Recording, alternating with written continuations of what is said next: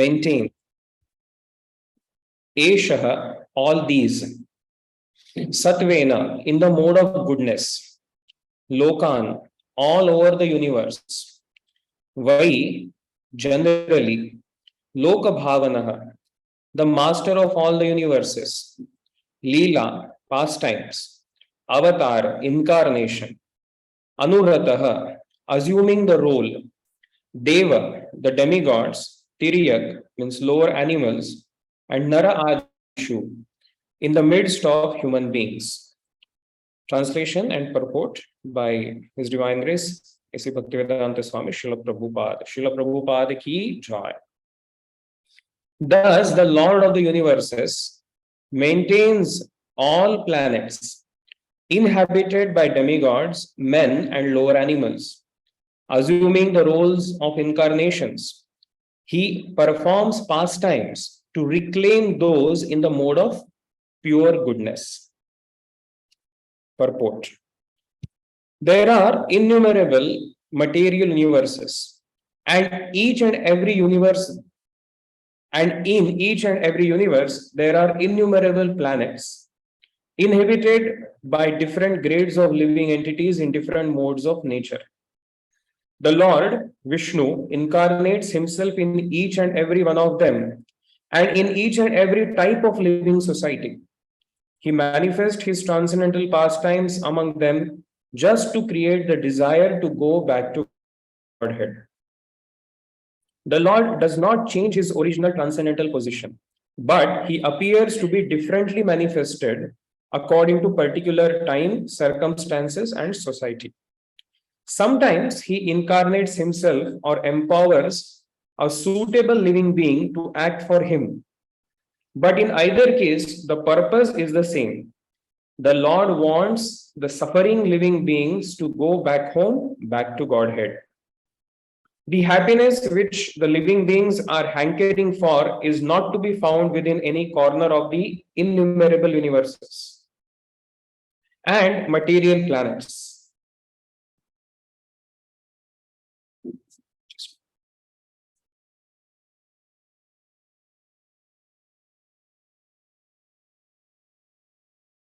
The eternal happiness which the living being wants is obtainable in the kingdom of God. But the forgetful living beings under the influence of material modes have no information of the kingdom of God. The Lord therefore comes to propagate the message of kingdom of God, either personally as an incarnation or through his bona fide representative as the good Son of God.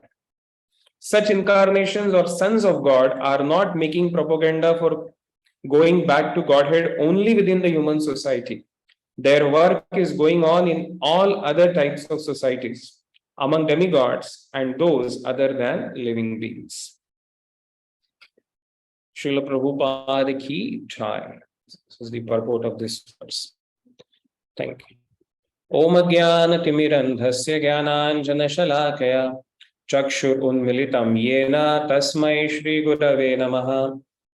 Shri Chaitanya Manobhishtam Sthapitam Yena Bhutale Swayam Rupa Kadamaiham Dadati Swapadantikam Vandeham Shri Guroho Shri Yuta Padakamalam Shri Gurun Vaishnavamscha Shri Rupam Sagrajatam Sahagana Raghunathanvitam Tam Sajivam Sadvaitam Savadhutam Parijana Sahitam Krishna Chaitanya Devam Shri Radha Krishna Padan Sahagana Lalita Shri Vishakha Vitamscha Namaha Om Vishnu Padaya Krishna Prasthaya Bhutale Srimate Bhakti Vedanta Swami Niti Namine Namaste Saraswate Deve Gauravani Pracharine Nirvishesha Shunyavadi Paschatya Deshatarine Namo Mahavadanyaya Krishna Prema Pradayate Krishnaya Krishna Chaitanya Namine Gauratvishe Namaha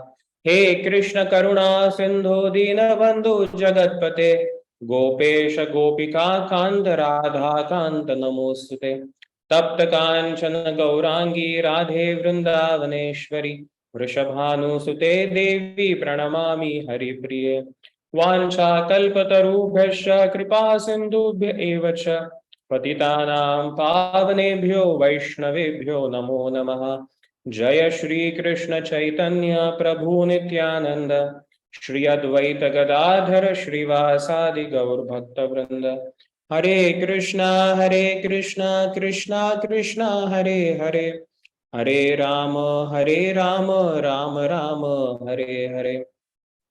मुखं करोति वाचालं पंगुं लंघायते गिरिं, यत्कृपातमहं वन्दे श्रीगुरुदीनतारिणम्। Hare Krishna. So again, very happy to be with you all and very grateful that getting this opportunity to serve all of you. Seek your blessings. This is a very interesting and very important verse of Srimad Bhagavatam. And the discussion we are going to have today is also, when I read this verse and I was thinking what we would discuss, I found it is very interesting. If I ask most of you, which is difficult for me from here, but if I ask anybody who is practicing spiritual life, especially Krishna consciousness, and I'm so happy to see so many of you there. So, what is the goal of our practicing spiritual life, especially being a devotee of Krishna? What do we want to achieve? What's our goal? If I ask like this, when I ask some students, so generally I get two kinds of answers, which are both correct and they're very interesting. So one answer could be, Prabhu, we want to make Krishna very dear to us. We want to love Krishna. Like we speak about love of Godhead. That means what? We want Krishna to be our dearmost object. We want Krishna to be dear to us, right? And the other answer, which is also equally right, devotees say we want to become dear to Krishna. We want to be dear to Krishna. We want to become dear to Krishna. So both these things are correct, right? And I was, it was amazing when I was thinking about this verse. I found that how this one verse in Bhagavatam gives us the clue, tells us how to do both these things. So that the discussion today, at the end of the discussion, we will understand from this verse how to make Krishna dear to us and how to become dear to Krishna. Is that interesting for all of you? Right? From this verse only, yes. So we are going to see both of these things. So in the context, let's first discuss about the context of this verse, as you have been reading it verse by verse every week. So this is the end of the second chapter, the last verse of second chapter. And in the first chapter, which is titled Question by the Sages, we might have remember there are questions asked by the sages, Shaunakadi rishis. There are 6 questions asked by them, right? They asked, so we'll not go to the details of it, but you remember that they asked about what is the highest good for the humanity, what is the essence of all scriptures. And the third question which they asked was, what is the purpose of Lord Krishna's appearance into this material world? Why does Krishna appear in this world? This question was asked in verse number 1:12.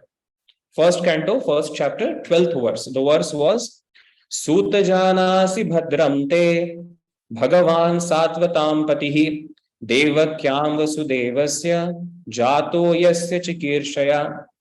In that verse they asked, hey Suta Goswami, you know the reality why Lord Krishna appeared in this world.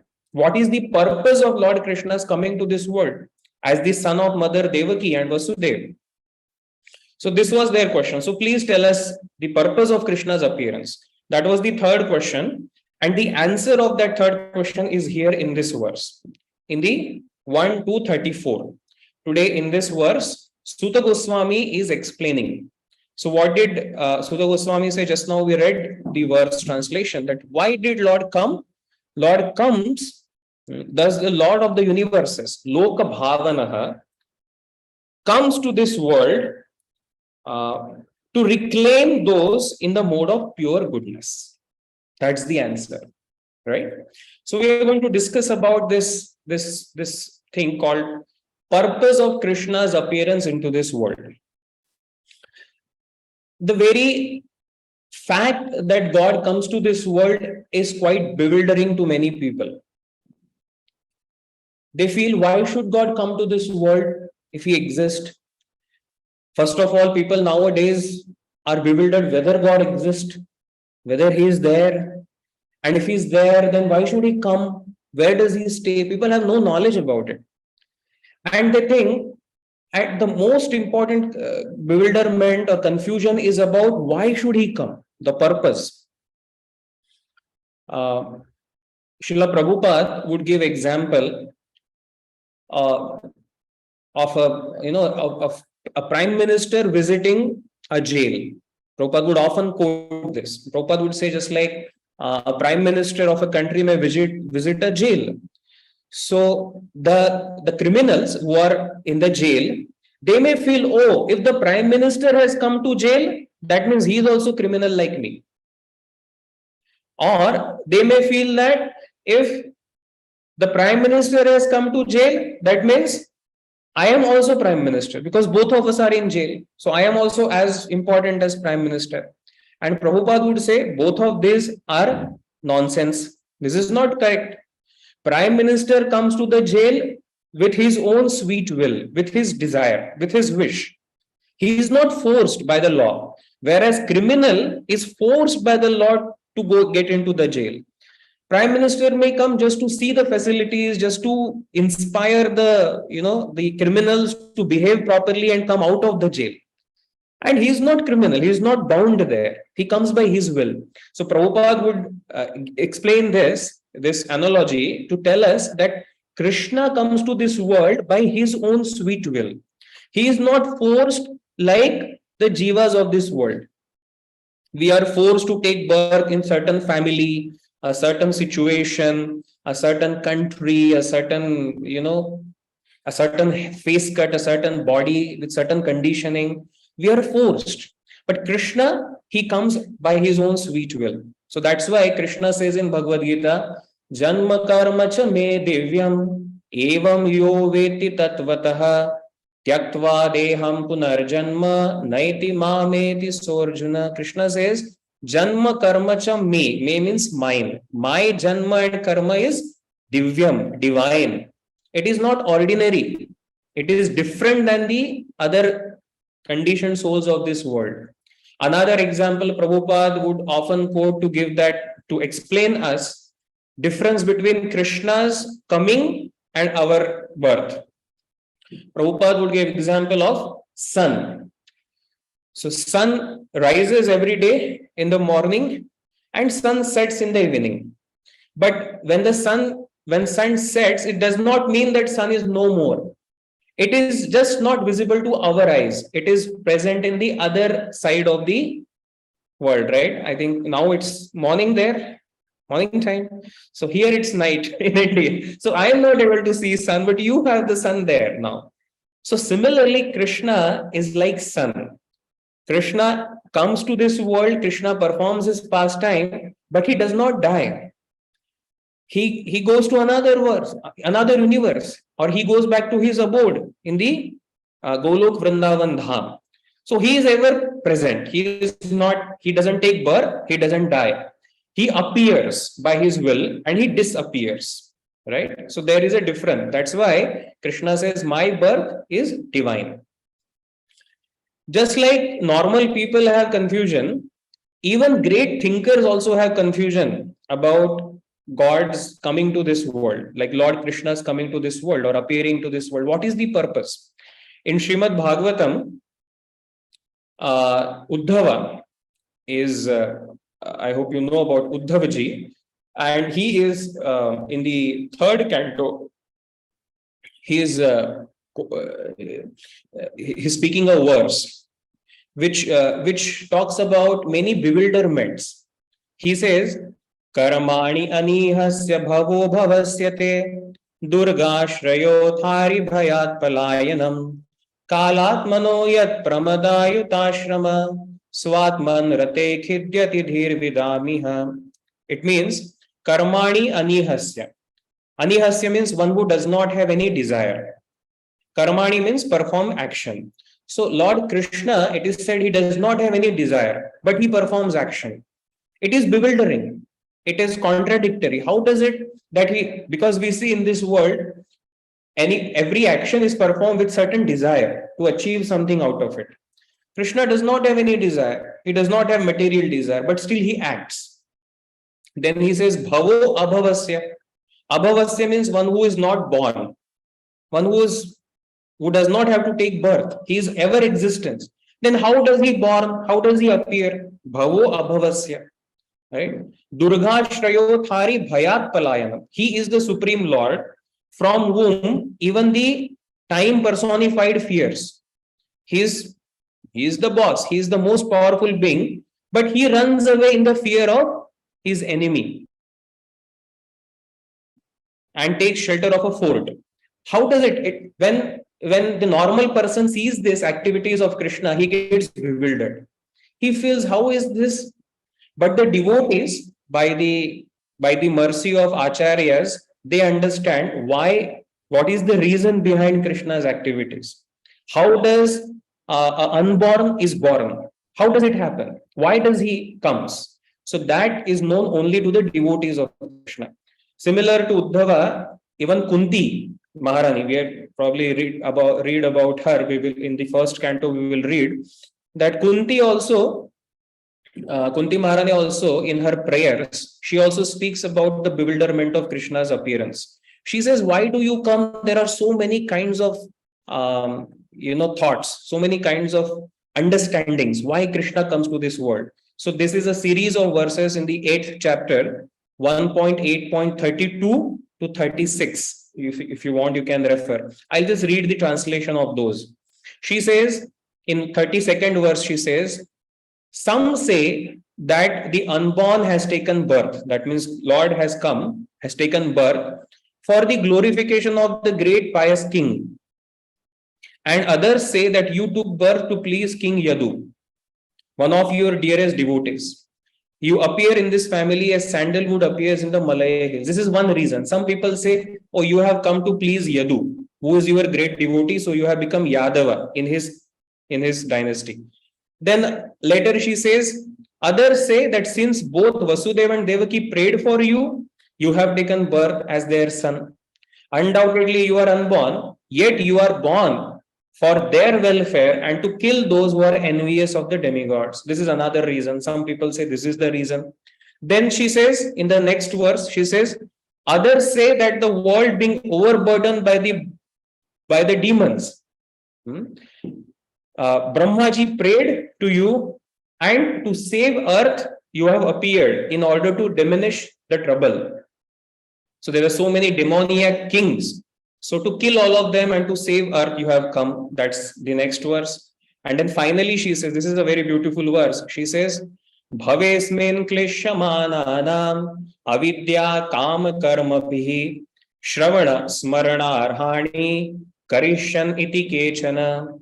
She says, and yet others say that you appeared in order to renovate devotional service of hearing, remembering, worshipping, and so on, in order that the conditioned soul suffering from material pangs might take advantage and gain liberation. So you have come, in other words, Krishna has come to give the knowledge of bhakti, to give us the path of bhakti yoga, the path of hearing, remembering, worshipping him, so that the conditioned soul, like us, we can go back to Godhead, like Prabhupada is also explaining in this purport.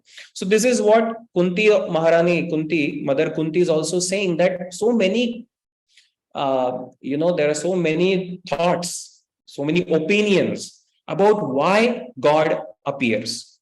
That's the verse today. The purpose of God's appearance into this world. But Lord Krishna himself speaks about his appearance in Bhagavad Gita. In Bhagavad Gita, Lord Krishna tells us why he appears. So let us visit those verses also, right? So what is Krishna saying there? In Bhagavad Gita 4.8, 4th chapter, 8th verse, Lord says, this is very famous verse, and I believe most of you will know this. Paritranaya sadhunam vinashaya cha dushkritam dharma sansthapanarthaya sambhavami yuge yuge. Sambhavami yuge yuge. I come to this world millennium after millennium. Krishna is saying. Why? For 3 reasons. Lord Krishna gives 3 reasons. He says, Paritranaya sadhunam. Sadhu means devotees, good people, devotees. Paritranaya, to protect them. So the first is to protect the pious or protect the devotees. I come. Then he says, Vinashaya cha dushkritam, to annihilate the miscreants, those who are miscreants or durjanas, to annihilate them, to destroy them. I come. And third thing he says, dharma sansthapanarthaya, to establish religious principles, dharma, the codes of true religion, true dharma. I come to establish true dharma. Three things he says. So we will see in Krishna's pastimes, right, how he does all three of these things.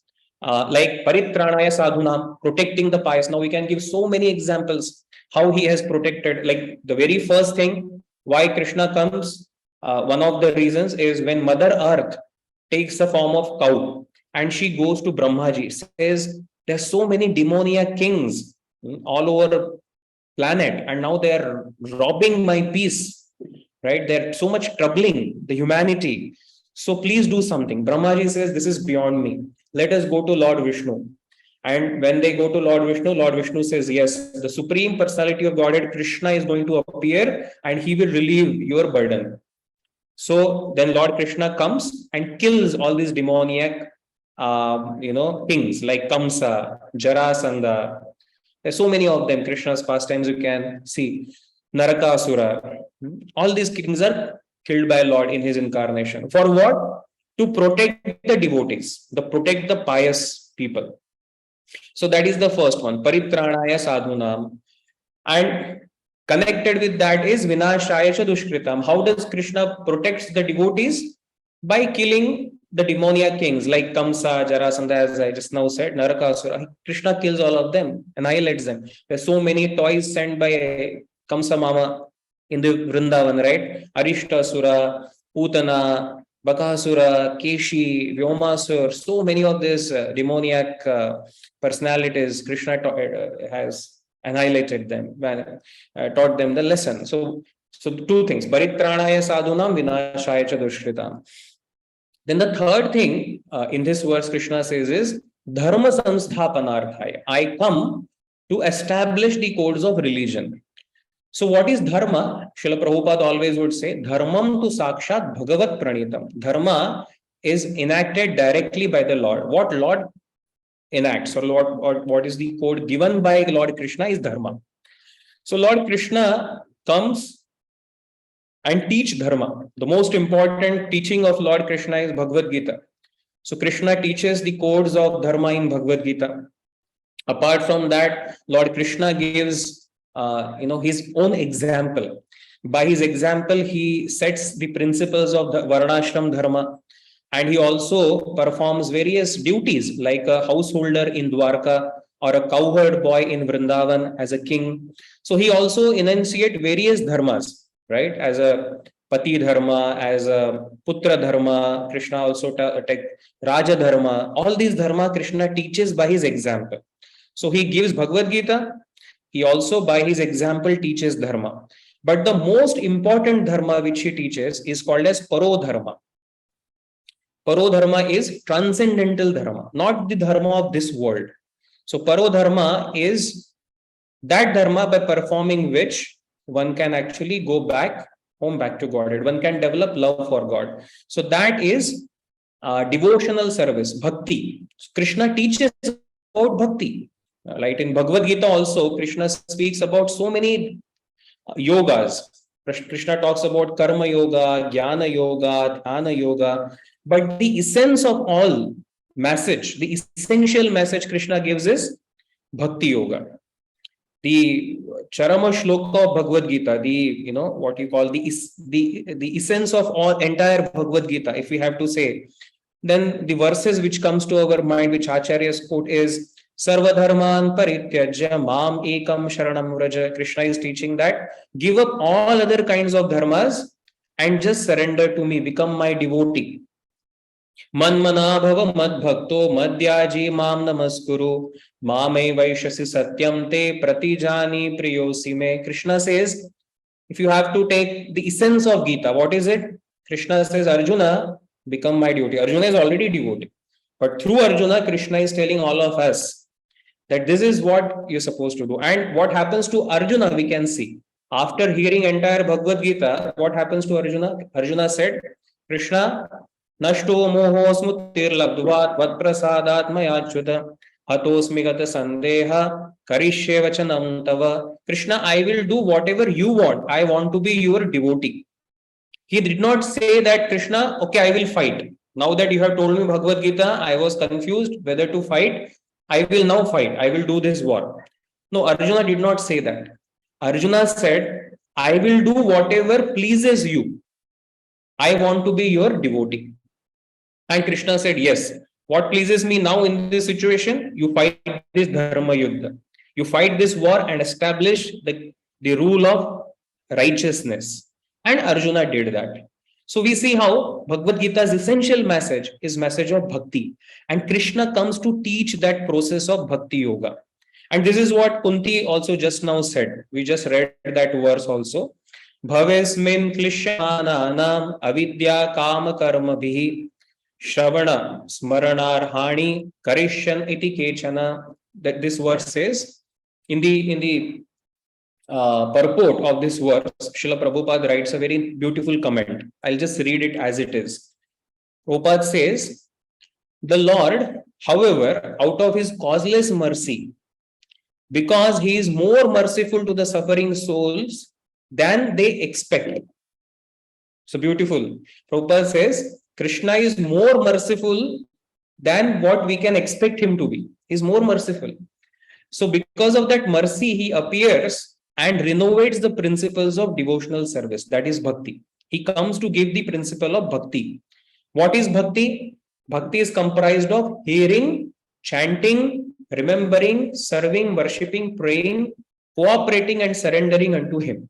This is as it is reading from the purport. Adoption of all the above mentioned items and or any one of them can help a conditioned soul get out of the tangle of nishayans and thus become liberated from all material sufferings. This particular type of mercy is bestowed upon living being by the Lord in the form of Lord Shri Chaitanya Mahaprabhu, like that Prabhupada mentioned. So basically, Krishna comes to establish dharma. And what is that dharma? That dharma is dharma of bhakti, basically, the principle of bhakti. Now, a very interesting point is raised by some of the acharyas who comment on these verses, especially this Bhagavad Gita verse which we read. Paritranaya sadhunam vinashaya cha dushritam dharma sansthapanarthaya. Three things we discussed. So, Acharyas like Vishwanath Chakravarti Thakur and Baladev Vidyabhushan, if you have heard about them, they say in their commentary to Bhagavad Gita, they say, actually, does Krishna have to personally come for these things? Like in several verses of Bhagavad Gita, one example is 14.26. Krishna said, my devotees are already liberated. When you become devotee of Krishna, right in this world only, you are liberated. The verse is, Mam chayo vyabhicharena bhakti yogena sevate sagunan samatitaitan brahma bhuyaya kalpate. If you become devotee of Krishna, you are already liberated. You are already beyond the clutches of modes, passion, goodness and ignorance. So, Acharya say, then why has Krishna, why he has to come to deliver them? Paritranaya sadhunam, Krishna just said, I come to deliver my devotees or to protect them, but they are already delivered. Just by becoming devotees of Krishna, they are already delivered. So Acharya said there is apparent contradiction. Krishna is saying, I come to deliver the devotees, but they are already delivered. It is what he has said in other places. So then they explain that actually when Krishna says Paritranaya sadhunam, I come to deliver the devotees or I come to protect, that actually does not mean external protection. That Krishna can do, by sitting in Golok Vrindavan only. He does not have to come for it. Like, Krishna does not have to come to kill Kamsa. He can just give a heart attack to Kamsa. Is it so difficult? And Kamsa is dead. He does not have to kill so many demons. He can send some of his powerful representatives and they can only annihilate these people. It's not very difficult for Krishna. But then why does he come personally? They say, actually, he come to deliver the devotees, the pure devotees, who are uh, suffering because of separation from God. So they are remembering Krishna, and in that remembrance, they are feeling the misery of separation. Like they are scorched by the separation of Krishna. So, like great devotees like Kunti Maharani, all these or Pandavas, Yashoda Maya, or Devaki, Vasudev, these personalities, Krishna actually comes for them. They are feeling great separation from Krishna. So to protect them, to save them from that heat of separation, like sometimes we also experience, right? If you really emotionally connect with someone or you love someone, when you go away from such a person, then you feel like burning sensation of separation. We feel like we people send message, I'm missing you, and feeling separation. So these devotees of Krishna, the pure devotees, they are missing Krishna. They are feeling separation. They are feeling great anxiety in their heart. So Krishna comes to mitigate. Krishna comes to to remove their anxiety. So this is what Acharyas say. And Srila Prabhupada also confirms this in the purport to the Bhagavad Gita verse. Prabhupada says, Lord Shri Krishna descends for the specific purpose of mitigating anxieties of pure devotees who are very anxious to see him in his original Vrindavan pastimes. Therefore, the prime purpose of Krishna's avatar is to satisfy his pure devotees. Okay, so till now we have discussed so many angles and so many reasons why Lord Krishna comes to this world, right? So Kunti is giving so many reasons, and then we saw how Lord Krishna himself in Bhagavad Gita has given three main reasons, and then Acharyas have explained. So what is the, if we have to ask, if someone comes and asks, tell me in one word why God comes to this world. You have given a big, huge presentation with so many, verses and so many quotations and so much. But in one word, what is that which, in a sense, pushes Krishna? It forces Krishna to come to this world. So from this analysis, which we just now discussed, if I have to say one word, then that one word is compassion. Compassion. It is Krishna's compassion, which actually, in a sense, forces him to come to this world. Now, this compassion is two kinds, right? For the pure devotees, his compassion is to relieve them from their pain of separation. They are feeling great separation from Krishna because of their love. So out of compassion, he wants to come and show them the Vrindavan pastimes and relieve their separation. And for the conditioned souls who are not the pure devotees, right? For them, Krishna's compassion is to teach them how they can become pure devotees, how they can actually come back to their original position and come back to him and be eternally happy. So but the basic thing is compassion. Krishna's compassion for both of them, right? So that's why Lord Krishna comes. I remember once one senior devotee, and once in one of the lectures, he was asking us, like we were just sitting. This was when I was a student, and this was the appearance day of Lord Chaitanya Mahaprabhu. I hope you are heard about Mahaprabhu Chaitanya. He's Krishna himself, right? So we were on that day, we were outside somewhere, and we were sitting in a garden, not a garden, but an outside place, and there were some ants crawling nearby, and we were also having our discussion sitting there. And this devotee, Prabhuji, was speaking. He asked us a very interesting question. He said, how how can you show your compassion for these ants? So there are some ants crawling there. So how can you show your compassion for these ants? Just think about it and share your thoughts. So then we were students that time. So we were thinking about, and we came up with wonderful ideas. We told Prabhu, we can feed them prasad, right? And then somebody said we can even bend down a little, and if they have ears, we are not very sure if they have, but we can chant Hare Krishna in their ears. We can sit near the ants and chant Hare Krishna, and do a kirtan, so they will be benefited. So like that, we gave, we were like 8, 10 of us, we gave several answers. And then, but after that, what this Prabhu told was really surprising and shocking. Prabhu said, yes, these are wonderful things, but none of you thought, and it was a reality, none of us thought that, we can become an ant and go in between them and do something good for them by teaching them Krishna consciousness. This is something mind blowing, right? Like, how many of you feel like, let me become an ant, go with them, and maybe in their language, I don't know if they have something, but then I will, teach them something, Krishna consciousness.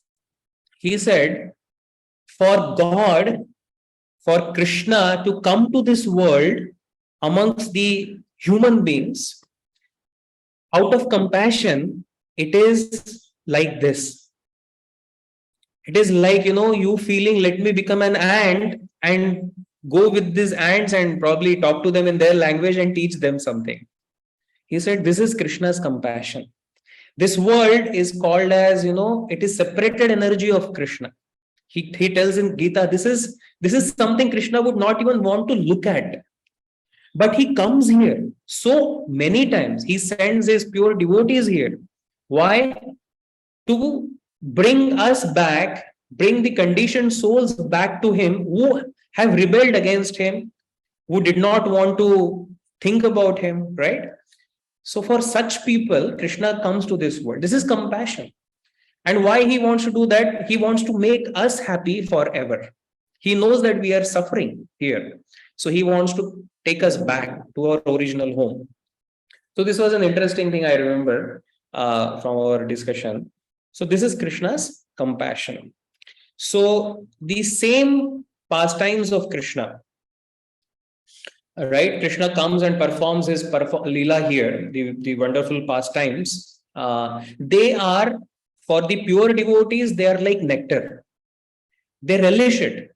And for the conditioned soul, they are like medicine. Same pastimes. So that's why 10th canto of Bhagavatam has this beautiful verse. It says, Nivrutta tarshair upagiyamana bhavav shadha shotra manobhirama ka uttama shloka gunanuvada puman virajeta vinapashubhna. Says Nivrutta tarshair upagiyamana. The pastimes of Krishna, the stories of Krishna, they are sung and relished by the pure devotees because they are in love with Krishna. And for the conditioned souls, bhava aushadhat shotra manobhirama. For them it is aushadhi. Aushadhi means medicine. So the same pastime. So Krishna comes perform his Leela to give us medicine and give nectar to the pure devotees. So this is his compassion. Is that, I hope it's clear, that is the purpose of Krishna's appearance. That is the main theme of today's verse. Now, whatever little time we have, I'll skip a certain part, but go to the discussion which I just began with. How this verse teaches us about becoming dear to Krishna and making Krishna dear to us. So when we meditate on Krishna's compassion, just like I told you that how many of us would ever feel like, let me become an ant or a dog or somebody and help them? So much compassion. It needs a lot of compassion of heart. So Krishna does that. And when we understand how much he's filled with compassion, then definitely he becomes dear to our heart, right? We have our love in the heart erupts for God, for Krishna. He's such a compassionate master, right? So that is how Krishna becomes dear to us. And how can we become dear to Krishna? By sharing this mission of compassion. Krishna comes from his abode to this world with this mission of compassion. He is more anxious to take the souls back to the spiritual world than we are anxious to go. We are not so anxious. We feel, look, it's all right here. It's not that bad, right? But Krishna is more eager to take us back. And if someone helps Krishna in that mission, if someone assists him in that, then he becomes very dear. Krishna also says in Bhagavad Gita, Nacha tasmad manusheshu kashin me priyakrittamaha. He says, there is nobody as dear to me as that person who shares my message with others, those who don't, and helps them come back to me. So once I gave a talk where I was sharing an acronym of this word, DEAR, DEAR, how to become dear to God. So when we share the message of God, we become dear. So this sharing, or it is also sharing of Krishna consciousness, it has 4 benefits. D for we can discover the real joy. Actually, when we share the message of Krishna, Bhagavad Gita with others, and when they are benefited by that, we get real joy of helping someone, in a tangible way, in an eternal way. So there is one disciple of Srila Prabhupada. His name is Bhavananda Prabhu. So he tells a story when he got initiated. You know that when the initiation happens, the name changes. So he was given the name Bhavananda Das. And he says when he came back, came back and sat in his place. He was thinking, what is this name? Bhava Ananda means happiness in material world, and Das means servant. So in all the books and lecture, Prabhupada has told that there is no happiness in material world. It is illusion. And what is this name given to me? I am servant of that happiness in the material world. So he became confused. He said, Prabhupada, he went to Prabhupada later and he said, what kind of name have you given me? Am I servant of an illusory happiness? What is this? Prabhupada said, no, there is one happiness in this world which is not there in the spiritual world also. It's like some happiness in the material world, real happiness, which is not there in spiritual world also. Prabhupada said, yes, that happiness is happiness of sharing Krishna consciousness with others. In spiritual world, it is not there because everyone is a pure devotee. Whom will you share? But here, you can actually distribute Prabhupada's books. We can share his message. We can, so many ways. We can do Harinam. We can, and when you see another person who is also part of Krishna, he's coming closer to Krishna, we become really happy. It's actually Krishna gives us eternal, an happiness within. We can't describe it. One has to experience it. So that real happiness we get, that's the D. You discover the real happiness when you share Krishna consciousness. Then E is engage. We engage when we share the message of Krishna. In that process, we can engage our body, our mind, and our intelligence. So we can engage all our faculties, right? Everything we can engage in Krishna's service. We can speak about Krishna. We can plan with our intelligence. We can absorb our mind. And then the next one, A. A stands for assist the Lord. So this is what we have been discussing today. That Krishna comes from the spiritual world to material world with a mission. He has the mission to take the conditioned souls back to spiritual world. This is his mission. And if we assist him, he becomes very happy. Just like if you have an anxiety, something is, some issue is happening at home and some of your friend just comes and helps you out at the right time. Some little assistance, you feel so indebted to that person. Oh, you helped me in my, in my need. So similarly, Krishna has this anxiety. How will this jiva come back to spiritual world?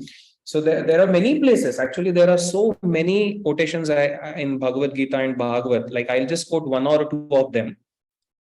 How Srila Prabhupada explains. In Bhagavatam 2.9.19 verse, Prabhupada says in purport, I'm just reading, Brahma also does his duty very perfectly, Prabhupada is saying, not only by generating living entities, but also by spreading his party for reclaiming the fallen souls. The party is called as Brahma Sampradaya. And any member of this party to date is naturally engaged in reclaiming fallen souls back to Godhead. The Lord is very much anxious to get back his part and parcels, as stated in the Bhagavad Gita. No one is more dear than one who takes the task of reclaiming the fallen souls back to Godhead. So, like that, Prabhupada says, he becomes very dear when we help Lord Krishna in this. And then in Chaitanya Charitamrita Antya Leela 3.52 purport, it is said, everyone should adopt the cause of Lord Chaitanya Mahaprabhu to try to relieve him from the anxiety he feels. This is actually service to the Lord. One who tries to relieve Lord Chaitanya Mahaprabhu's anxiety for the fallen souls is certainly a most dear and confidential devotee of the Lord. So again, same thing. Lord is feeling anxiety, God's anxiety. What can God have anxiety? He is God. But his anxiety is, how can I help these jivas to come back to me? How can I help them to become happier? Right? And if we can help him in that, then he is most happy. And then last one in dear, right? D, E, A, and R is reciprocate with gratitude. So when we also see that how other devotees have done so much to help us to become devotee, to come closer to Krishna, right? I definitely believe that there are some leaders in your community, in your group, who must be taking a lot of efforts to organize the programs, to call people together, to serve them, to arrange for prasad, so much anxiety to share this message. So when we see that, then we feel gratitude. They have done so much for me, let me reciprocate. When one devotee went to Srila Prabhupada and he asked, Prabhupada, you have done so much for us. At the fag end of your life at 70, age, at 70 years old, you crossed the ocean in cargo ship with 2 heart attacks. So much you did out of compassion. How can we reciprocate? What should we do? And Prabhupada said, just accept what I am doing and share it with others. I don't expect personally for me anything. Just share it with others. That's what Prabhupada said. So, but with gratitude, when we share, right, we reciprocate with gratitude. So when we do this, this is what happens when we take this mission of sharing Krishna consciousness. The first part is to accept ourselves. Chaitanya Mahaprabhu says, Janma sarthaka kari kara para upaka. That means first we ourselves accept this process of Krishna consciousness, the process of bhakti yoga, and then according to our capacity, we help others also connect with this process. And then we will become very dear to Krishna. So these are a few thoughts. Our time is getting over. So this verse teaches us how Krishna is so dear to us. He is so compassionate. And when we assist him in his compassion, in his mission, then we also become very dear to him. So these are a few thoughts on this particular verse. And I was also requested to speak a few words about Bhishma Panchak. I was told that this particular event, which now for 5 days, the last 5 days of Kartik month, I hope everyone knows about Damodar Mas. The 5 days are known as Bhishma Panchak. So I will just speak a few minutes about it. These 5 days are considered very special. It is said Bhishma Dev, when he was lying on the beds of arrow in the Kurukshetra battlefield, preparing himself to go back to the Godhead, to return back to Goloka. So that time he performed these 5 days. He performed austerities, very special austerities, and Lord Krishna was very pleased with him. And Lord Krishna also benedicted him that whoever remembers you and performs austerities with intensity in these 5 days, this last 5 days of Kartik, he will get my mercy very easily. He will be able to please me very easily. So that's why these 5 days are celebrated as Bhishma Panchak. and devotees all over the world, they perform different kinds of, they intensify their bhakti, especially Kartik month, and in that also last 5 days, they're very special. So I will just read out a few quotations from Shastra, which talks about this Bhishma Panchak. So this is just one minute.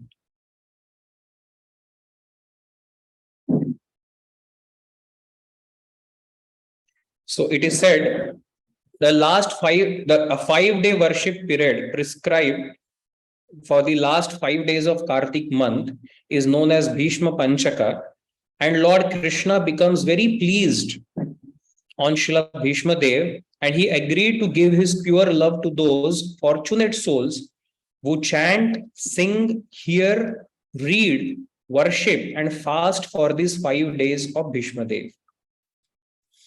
Then it is said that the 5 day fast is difficult for those people who are not serious in bhakti. If someone observes this fast, he is considered to have observed all other fasts because it is greatly meritorious and frees one from great sins. Therefore, everyone should make a great endeavor to fast on these last 5 days. The fast should begin by remembering Bhishma Dev on Ekadashi. So, Ekadashi day, the fast begins and then it ends on Purnima. So, there are 5 days. One should eat only vegetables or fruits and should worship Lord Krishna. If he needs to eat, he should do so only in the evening, like that. Srila Sutta Goswami says in Padma Puran Uttarakhanda, this liberating fast is unknown even to demigods. If one listens to what I have said and fast on these 5 days, even if he has committed great sinful activities, like Mahapataka, they are considered very sinful, like having sexual connection with one's daughter, sister, or mother, or that kind of very horrible sinful activities. Also, he will be freed from that sin by performing this vrata. If even if someone attentively listens to this narration, he achieves happiness. Like that, it is mentioned. So there are so many quotations about it actually, and how devotees perform. Actually, there are variety. There are various levels of performing this vrata. The most strict and severe way is to perform by just taking water, 5 days and eating nothing. But that is very difficult. And those who cannot do that, and if there are certain situations by which it's difficult, then the next option mentioned is taking panchagavya. There are 5 things coming out of cow, like milk and curd we can take, and also gomutra and goark and all that. So we can take 5 days, 5 these items. But even that is very difficult. So the next stage is to take only fruits and roots and simple nuts. One can take for 5 days and thus perform this. That is also considered very great. And if one cannot do that, then there is something called as havishya. That can be prepared. I think it is very easily, one can find out on the internet also the exact how to make certain thing. So, but these are few levels which are mentioned. So Acharya says at least one of these devotees can try. And the most important of all this is, just like Bhishma Dev was meditating on Lord Krishna and absorbing his mind on Krishna, he practically withdrew his mind. It is said Bhishma has spoken on thousands of subjects. He has fought, thousands of wars, but he withdrew from all that and he focused his attention on Lord Shri Krishna. So with that focus, we have to absorb in chanting the holy name of Krishna, because how has Krishna appeared to us? We are talking about Krishna's appearance today. But in Kali Yuga, in this age of Kali, it is said Krishna has appeared in his holy name. Kali Kale Nama Rupe Krishna Avatar. Krishna has appeared in Kali Yuga as Nama Rupe. So while we are chanting Hare Krishna Maha Mantra every day, the mantra meditation, the practice we do, spiritual chanting, we should absorb, we should withdraw from everything else, and we should focus. And that is an austerity. That is definitely greater austerity than even to fast from food, right? Because mind is very turbulent. To control that mind, at least to try and focus on the holy name and to pray to Krishna, please help me focus on the holy name. Please help me serve you. Please help me serve the devotees. That is very great. That is the real austerity.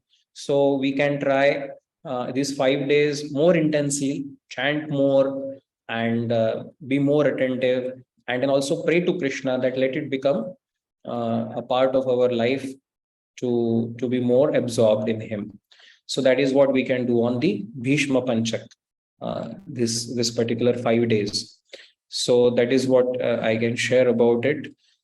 I am again grateful to all of you for your patient listening and giving me opportunity to share some thoughts. And if they are of any benefit, then please do pray for me. I tried to serve in some way to all of you, and I'm grateful for that opportunity. Hare Krishna. Thank you very much.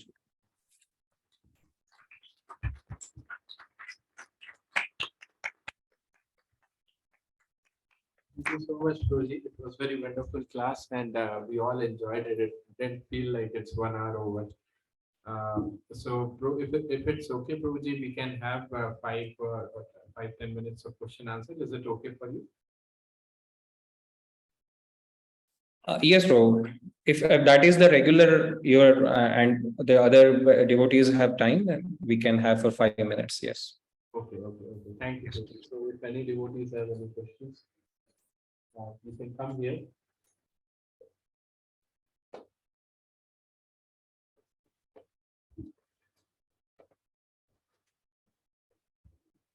Hare Krishna, Prabhuji. Hare Krishna. Actually today, I just have one curiosity slash question. So you described, the acronym DEAR, and then there was A for anxiety, right? And it was A for assisting the Lord. Yeah. Yes. so assisting the Lord, so that because you mentioned the word anxiety, right? So the anxiety to deliver the conditioned souls. Yes. Yes. So is there a verse in the Shastra that describes that, that form of anxiety that Lord has? Like in Yes. Bhagavatam. Yeah, definitely. I just quoted one translation of one verse from Chaitanya Charitamrita. That is verse number, I can just tell you. Ante Leela of Chaitanya Charitamrit 3.52 is the verse. I don't have the verse immediately. Maybe I can take out if you want to see that. But this is one verse where Lord Chaitanya Mahaprabhu's anxiety, actually, the pastime goes like this. Chaitanya Mahaprabhu, he's expressing to Haridas Thakur. And he asked Haridas Thakur that how will these, people who do not chant Krishna's name, how will they get delivered? I have great anxiety about it, he says. So Haridas Thakur replies that, my dear Lord, by chanting the holy name loudly, we will do loud kirtan, and they may not chant, but they will hear. We chant loudly, they will hear, so they will get delivered. So Lord Mahaprabhu says, okay, that is wonderful. But then he says, then how will these trees and, this grass and everything, they are also living beings. So how will they get delivered? So that is the anxiety Chaitanya Mahaprabhu is expressing actually. So that description is there in Chaitanya Charitamrita. In Bhagavatam also, Lord Krishna, just like I just now read some quotations from Prabhupada's purport. So there are verses also where Lord is expressing his anxiety. Yes. If you want exact, I can share some other time, those verses. Is that all right, Prabhu? Thank you very much, Prabhu. Yes. Hare Krishna. Thank you so much.